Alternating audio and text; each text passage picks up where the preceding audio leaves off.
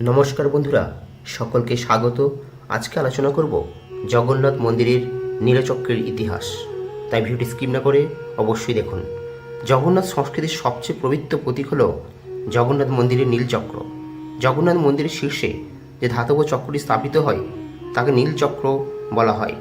এই চক্রটিকে ভগবান বিষ্ণুর সবচেয়ে শক্তিশালী অস্ত্র বলা হয়, যা জগন্নাথ মন্দিরের অভ্যন্তরে সুদর্শন চক্র নামে পূজিত হয়। সুদর্শনের আকৃতি এবং আকার চাকার আকারের নয়, এটি একটি ছোট কাঠের স্তম্ভের আকার, যা মন্দিরের ভিতরে ভগবান জগন্নাথের বাম দিকে স্থাপিত।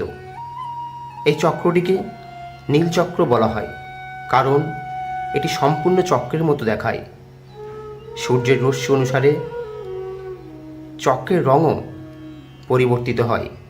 সূর্যোদয়ের সময় চক্রটি সাদা রঙের মতো দেখায় এবং তারপর রঙটি হালকা নীল হয়ে যায় এবং দুপুরের দিকে এটি গাঢ় নীল হয়ে যায়। নীল চক্রের রং সূর্যাস্তের সময় বেগুনি রঙের মতো দেখায়, যা খুবই আকর্ষণীয় এবং সুন্দর। জগন্নাথ মন্দিরের নীলচক্র সম্পর্কে 5টি রহস্যময় তথ্য। জগন্নাথ মন্দির নীলচক্রের শীর্ষে অবস্থিত পতাকা সর্বদা বাতাসের বিপরীত দিকে ভেসে বেড়ায়। তাই বিশ্বাস করা হয় যে এমন একটি মহাজাগতিক শক্তি রয়েছে যা বর্তমান বিজ্ঞানের নিয়মের চেয়েও শক্তিশালী। বিজ্ঞানের কাছে এর কোনো উত্তর নেই। পাখি, এরোপ্লেন এবং অন্যান্য উড়ন্ত জিনিস কখনো নীল চক্রের উপর দিয়ে উড়ে যায় না।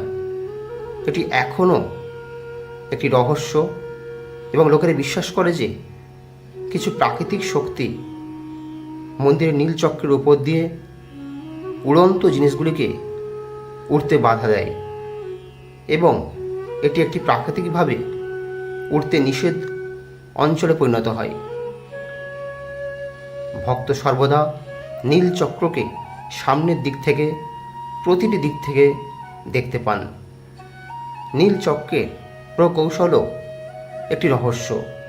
পুরীর প্রতিটি ভবনের ছাদ থেকে আপনি নীল চক্রটি দেখতে পারেন এবং দেখে মনে হয় আপনাকে সামনের দিক থেকে চক্রটি দেখানো হয়েছে।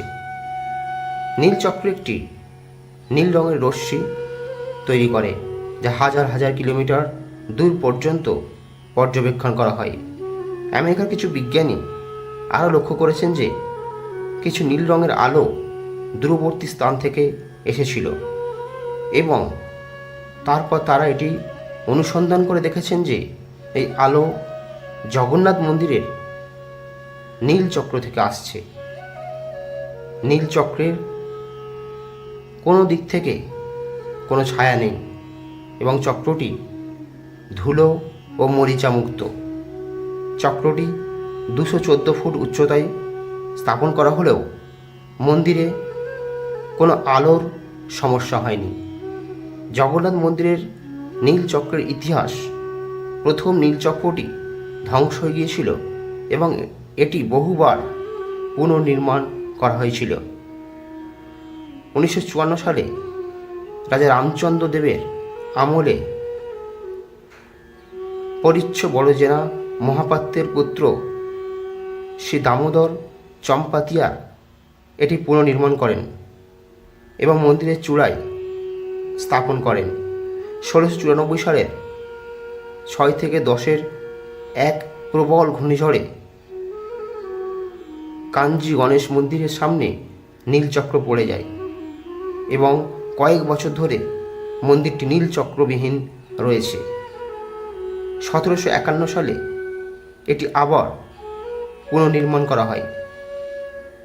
শিলালিপি, মাদলাপাঞ্জি এবং অভিলেখা অনুসারে 26/1/1751 তারিখে পরমানন্দ পট্টনায়কের পুত্র ধরুম হরিচদনের সহায়তায় মন্দিরের চূড়ায় নীল চক্র পুনরায় প্রতিষ্ঠিত হয়। অতএব বর্তমান নীলচক্রটি 270 বছরেরও বেশি পুরানো। জগন্নাথ মন্দিরের নীলচক্রের গঠন এবং আকার। নীলচক্রটি 8টি ধাতুর অর্থাৎ অষ্টধাতু সংকর ধাতুতে তৈরি। এই ধাতুগুলি হল সোনা, রূপা, তামা, লোহা, টিন, সীসা, দস্তা এবং পারদ। প্রতি একাদশী মহাদীপ রাতে নীলচক্রকে নিবেদন করা হয়।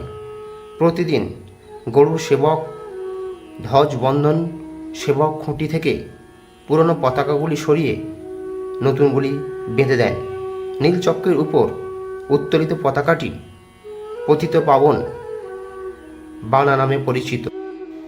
রীতি অনুসারে নীলচক্রের পতাকা ছাড়া শ্রী মন্দিরের দেবতাদের প্রসাদ দেওয়া হয় না। নীলচক্র হল উড়িষ্যার জগন্নাথ সংস্কৃতির সবচেয়ে পবিত্র প্রতীক। চক্রের প্রকৌশল অত্যন্ত মহৎ এবং সুন্দর। এই চক্রের মধ্যে বিভিন্ন রহস্যময় জিনিস রয়েছে, যার জন্য এটি বিশ্বব্যাপী ভক্তদের আকর্ষণ করে। নীলচক্রটি বহুবার ভেঙে পুনর্নির্মাণ করা হয়েছিল। বর্তমান নীলচক্রটি 270 বছরেরও বেশি পুরানো। বন্ধুরা, ভিডিওটি ভালো লাগলে একটি লাইক করুন এবং চ্যানেলটি সাবস্ক্রাইব করুন। কমেন্ট বক্সে অবশ্যই লিখুন জয় শ্রীকৃষ্ণ।